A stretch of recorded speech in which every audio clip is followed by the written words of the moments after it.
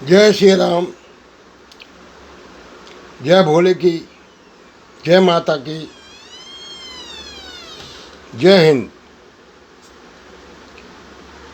देश के समस्त पदाधिकारी, हिंदू सेना, मेरा संदेश ध्यानपूर्वक सुने, तदनुसार आगे बढ़ें।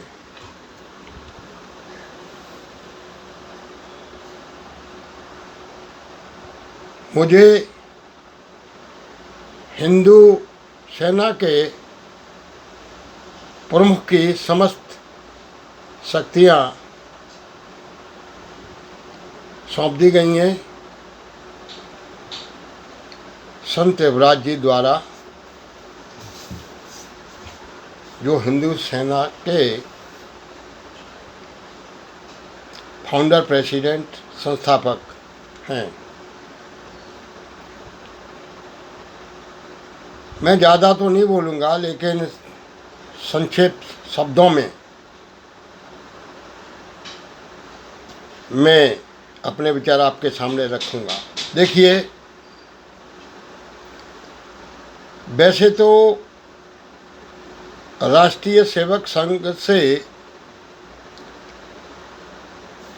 बड़े बड़े नेता जुड़े रहे हैं। हो सकता है जाने में अनजाने में, जिनमें से एक हमारे अटल बिहारी वाजपेयी जी पूर्व प्रधानमंत्री थे। राजनाथ जी भी हैं, और भी बहुत तेरे होंगे, मोदी जी भी हैं, हम भी हैं। लेकिन लोगों का धीरे धीरे इन संस्थाओं से मोह भंग हुआ। कारण ये है कि देखिए, राजनीति में या किसी संस्था के द्वारा हम सभी लोग आए हैं,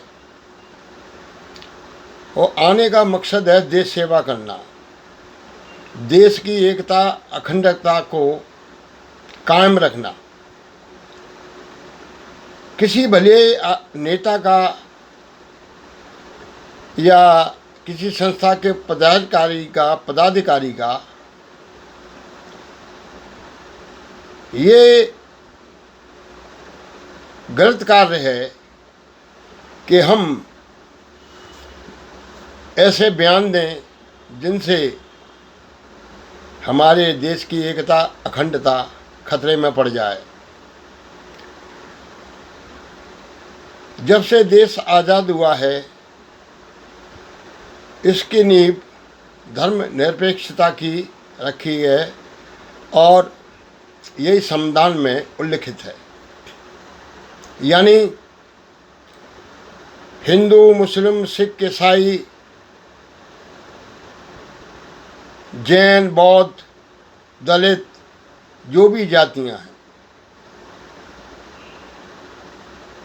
इन सबको मिलाकर के एक देश बनता है। मोदी जी भी कितनी बार कह चुके हैं अपने भाषणों के माध्यम से, सबका साथ, सबका विकास, और अब जोड़ दिया है सबका विश्वास।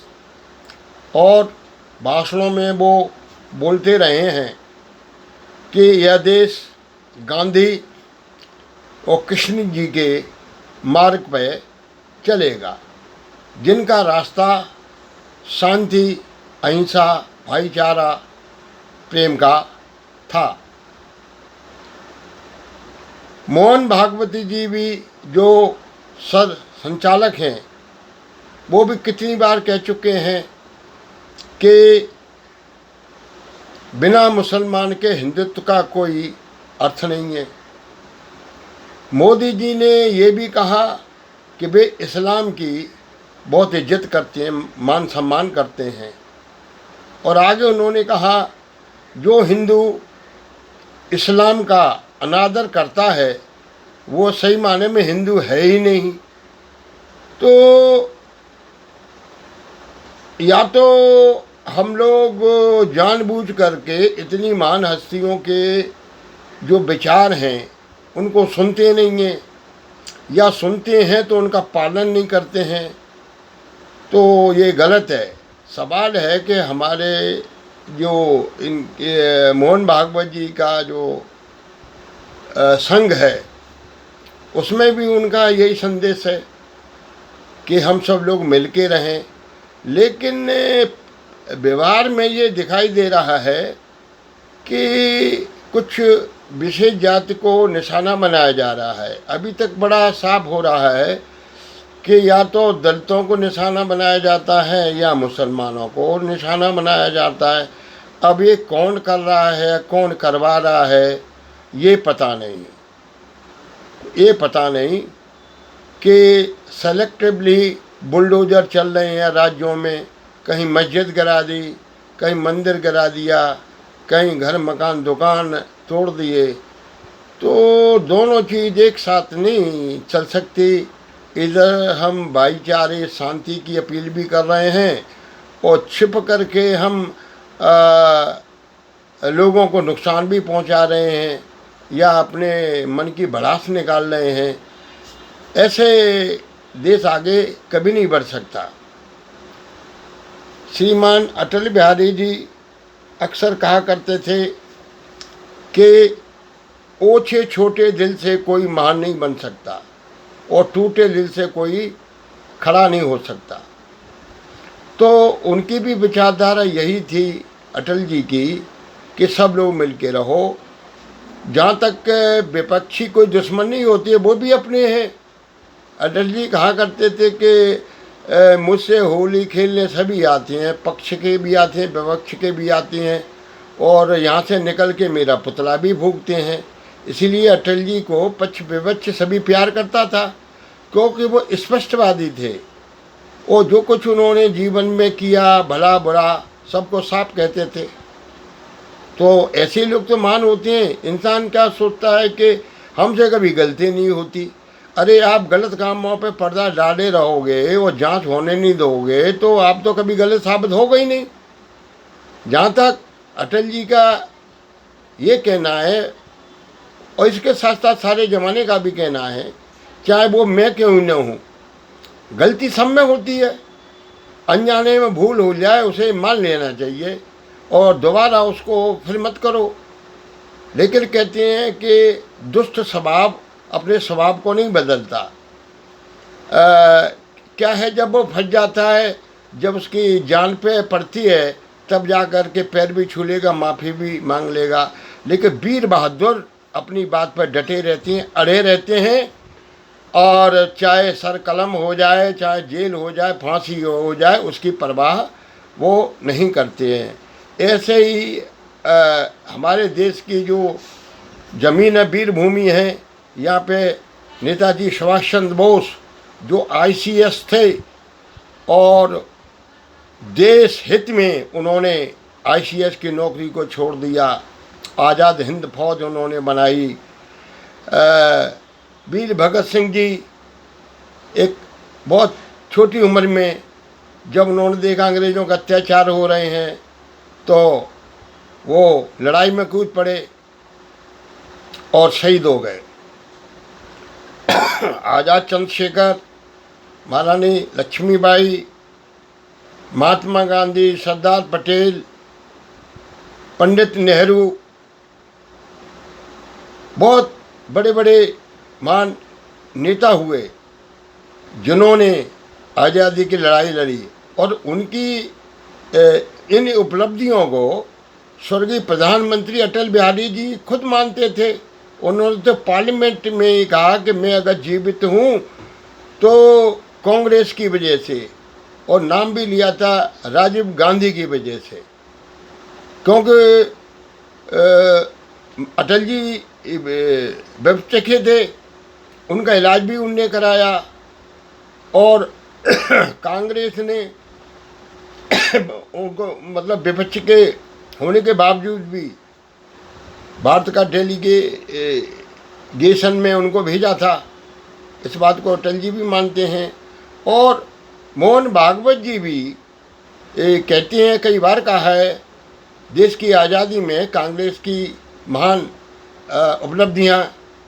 तो हमारा कहने का मतलब यह है कि हम सब लोग यहाँ पे सत्ता में आकर के अपनी दुश्मनी निकालने के लिए नहीं आए हैं। हम लोग आपस में कोई दुश्मन नहीं है, थोड़े मतभेद होते हैं, सरकारें तो आएंगी जाएंगी, लेकिन देश तो रहना चाहिए ना। अब अगर हम बदले की भावना से काम करेंगे तो ठीक नहीं है। हम यहाँ पे बदला लेने के लिए नहीं आए हैं भाई। जिसकी जो समझ में आया उसने वो काम किया। पहले कांग्रेस को सत्ता जनता ने सौंप दी, तो वो जनता जाने। अब न तो वो लोग रहे न वो जनता रही, ठीक है। और इसी प्रकार से अब इस समय जनता ने भारी बहुमत से मोदी जी को जिताया जो अभी हैं। अब ये आपको ध्यान देना चाहिए, ये तो राजनीतिक पैतरेबाजी चलती है, चलती रहेगी, लेकिन कोई किसकी भी सरकार हो तो उनको देश की आर्थिक स्थिति को सुधारना चाहिए। अब देखिए, महंगाई चरम पे है, इसके साथ साथ बेरोजगारी एकदम ख़त्म है, तो और शिक्षा स्वास्थ्य की हालत बड़ी गड़बड़ है। तो कोई भी प्रधानमंत्री है वो इन चीज़ों पर ध्यान दे। ये क्या मंदिर मस्जिद गाय गोबर इस पर अटका दिया है, और ये हनुमान चालीसा अजान, ये फालतू के मुद्दे हैं, इनसे कुछ बनेगा नहीं, बल्कि इनसे नुकसान ही होगा, नुकसान ही होगा।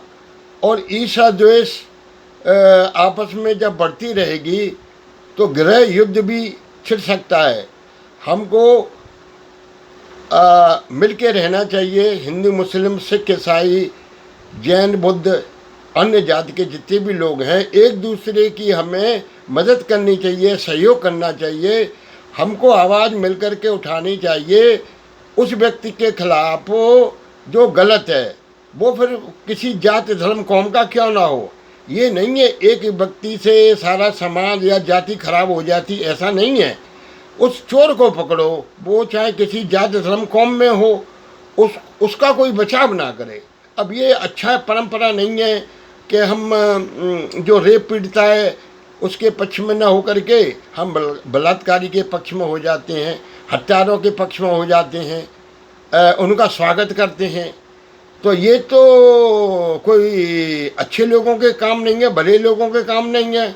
ऐसा काम तो गैंग वाले नीच लोग करते हैं। ये वो सही माने में जो मानव है, मनुष्य है, वो तो गलत आदमी का विरोध करेगा। वो कहते हैं ये man is known by the company he keeps. एक आदमी की पहचान उसकी कंपनी से होती है। अगर हम दारूबाज की जुए सट्टेबाज के साथ बैठेंगे तो हम चाहे कितने भी सज्जन हो, लोग हम पे भी उंगली उठाएंगे। तो ये हमें सोचना चाहिए कि अपनी जो सोच है स्वस्थ रखना चाहिए, दिल बड़ा रखिएगा। वो कहते हैं नज़र वो जो दुश्मन पे भी मेहरबान हो, जो वहाँ वही हो जो मोहब्बत की एक दास्तां हो, ऐसा दिल रखना चाहिए।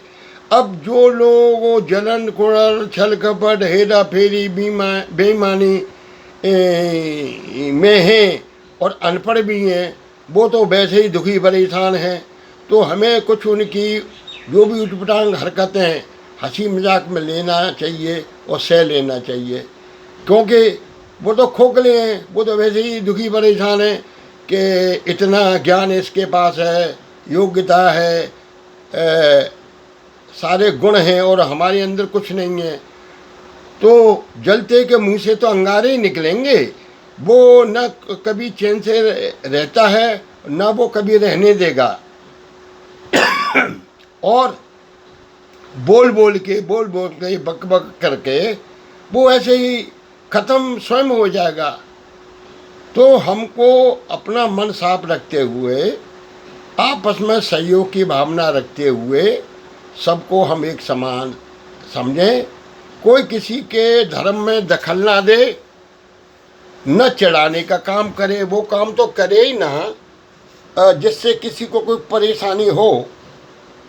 धर्म है और भोजन ये एकांत में करने की चीज़ है, किसी को चढ़ाने की चीज़ नहीं है।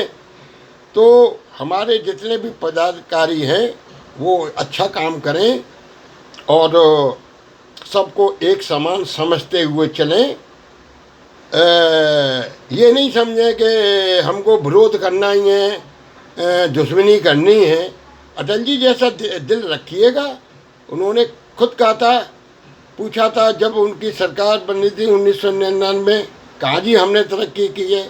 अब बताइए 3 दिन तुम्हें प्रधानमंत्री में कहाँ से तरक्की की। लेकिन वो कहते नहीं, कांग्रेस की तरक्की हमारी भी है। तो ये दिल होना चाहिए। सवाल ये है कि प्रधानमंत्री तो आते हैं जाते हैं, लेकिन जिम्मेदारी तो सामूहिक होती है। अब मानो मोदी जी 2014 में बने, अब वो वहाँ तो 70 साल से नेहरू को गांधी को जानते हैं, और अपनों को तुम कहाँ से क्या करोगे। तो वहाँ भी उनको नेहरू का, गांधी जी का सहारा लेना पड़ता है। जबकि इस आज़ादी के पीछे मुख्य हाथ नेताजी सुभाष चंद्र बोस का था, जिन्होंने अपना बलिदान दिया। वीर भगत सिंह जी का था, झांसी की रानी लक्ष्मीबाई जी का था, सरदार पटेल जी का था, महात्मा गांधी जी का था। अब लोग कहते हैं उनने चरखा चलाया। अरे चरखा तो खैर चलाया, लेकिन इसके साथ साथ जेलों में भी तो सालों रहे। वो रहे, नेहरू रहे, बताइए। और ये देखिए, नेहरू जी या कांग्रेस अगर ना होती तो ये स्कूल, कॉलेज, हॉस्पिटल ये कहाँ से आते। एकदम तो किसी ने नहीं बना दिए ना। तो ये तो सोचो ना। हालांकि ठीक है, किसी को किसी से चिढ़ है वो तो करेगा, लेकिन चिढ़ने की बजाय हमें महान लोगों से सीखना चाहिए। महान लोगों से सीखना चाहिए। चिढ़ते रहोगे तो उससे क्या फ़ायदा है। तुम उसे गाली दो, वो उसे गाली दो। तो आपस में असभ्यता की भाषा भी नहीं बोलना चाहिए। विनम्रता से बात करो, और जो गलत हो उसको सब एकजुट होकर के उसका मुकाबला करो, उसका सामाजिक बहिष्कार करो। वो साधु संत हो, महंत हो, कोई भी हो, गलत किया है उसको एक्सपोज करो। कोई भी हो, उसको, उसके पाप को कभी मत ढको।